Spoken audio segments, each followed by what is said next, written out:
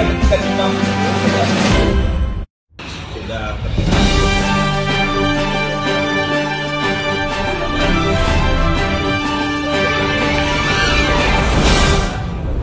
kesehatan, sehingga kita bisa berkumpul dalam acara konferensi pers terkait mafia pokir yang berada di Gedung Udayana. Sudah menjadi rahasia umum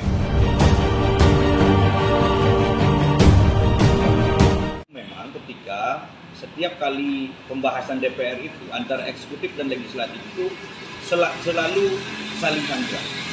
Saya agak tergelitik ketika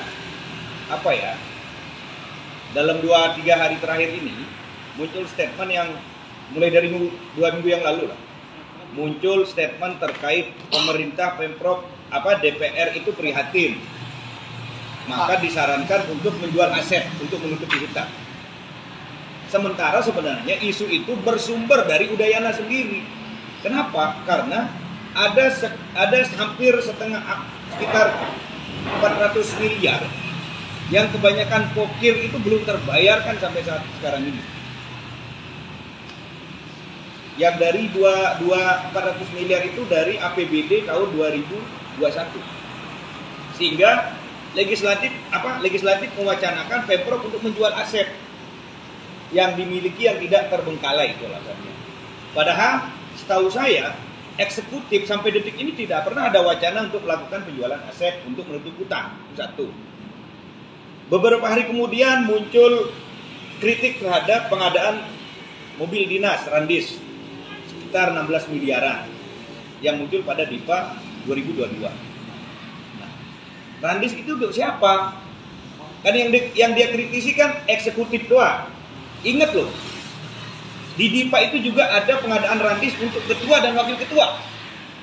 Itu harus dicatat. Artinya kawan-kawan di Udayana itu melakukan seperti menepuk air di tulang kepada kita sendiri.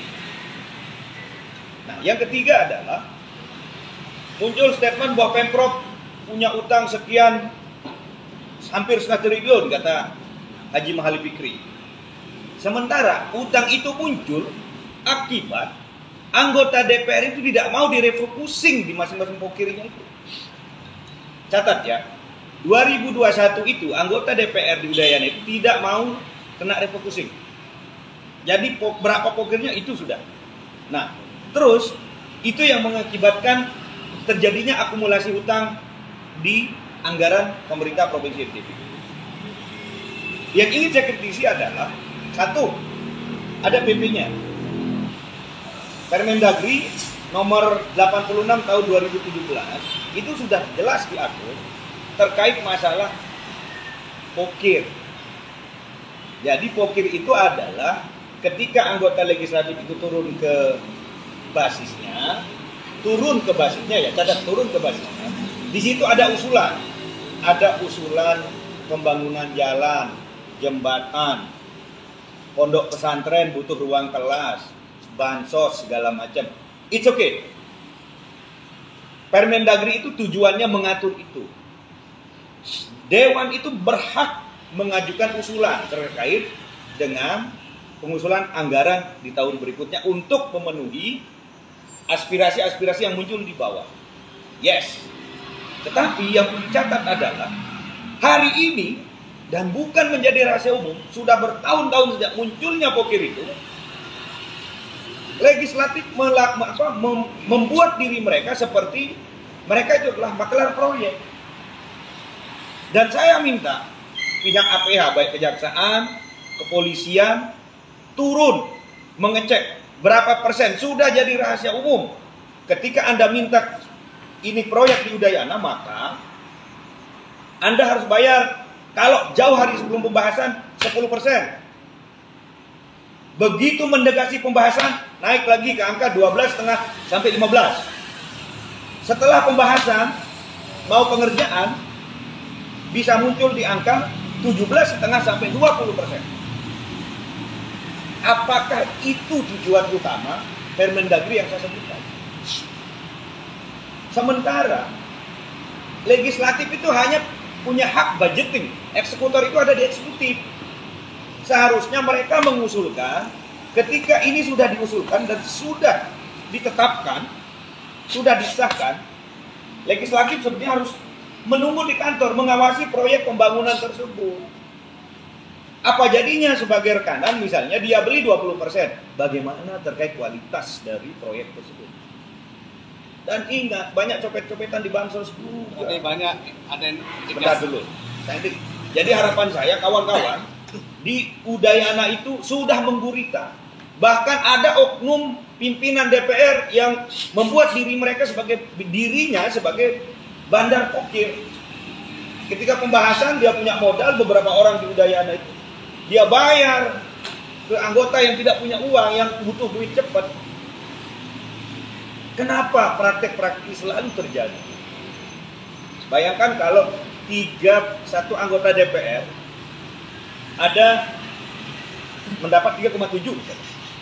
Kalau 15% dari 3,7 miliar itu berapa? Kalau 10 berarti 370. Udah jelas itu.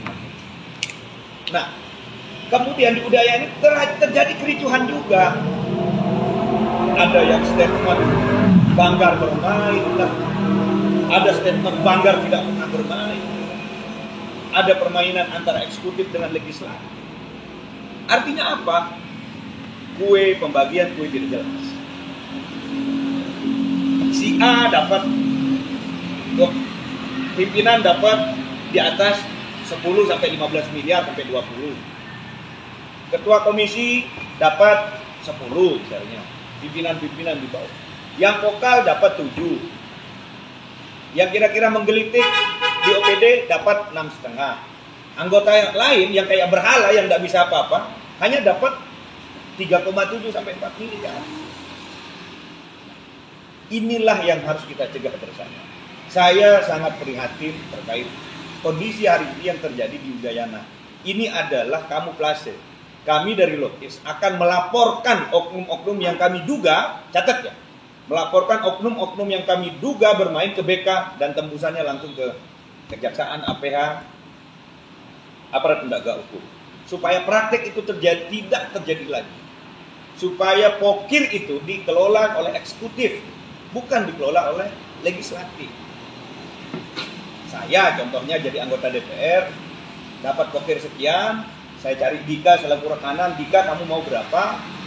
Saya ajak pokir ini kamu kerjakan. Yang lucunya lagi, ketika masa penagihan, ada beberapa oknum DPRD Provinsi NTB itu, anggota legislatif itu, nongkrong di Bank NTB untuk mendesak supaya pokirnya cair.